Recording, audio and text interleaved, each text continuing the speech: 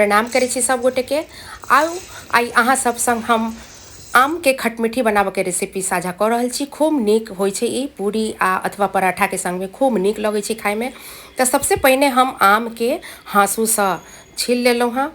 तकर बाद एकरा काट के बढ़िया जकाँ से काट के बीच के जे एकर ई होइ छै आँठी ओकरा कोयली सेहो कहल जाइ छै, नीक जकाँ से निकालि देबै। जँ एकरा नहीं नीक से निकालबै तो ओ अचार के सड़ऽ के खराब होबऽ के चांस रहे छै।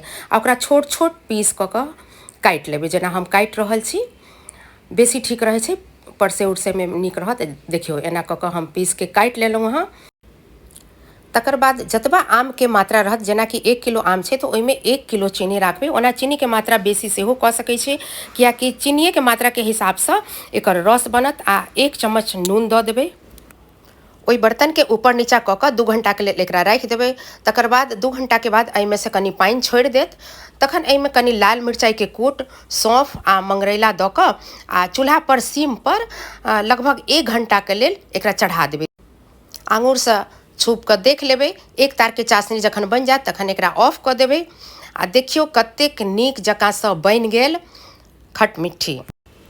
कोनो तामझाम नहीं, कोनो बेसी सामान नहीं, एकदम कम सामान में बन गेल अत्यंत स्वादिष्ट खटमिठी, जे पूरी परोठा आ रोटी के संग बेसी नीक लगे छै।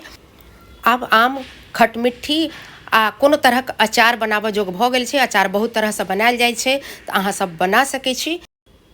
केहन लागल ई वीडियो से अहाँ सब अवश्य कहब। धन्यवाद।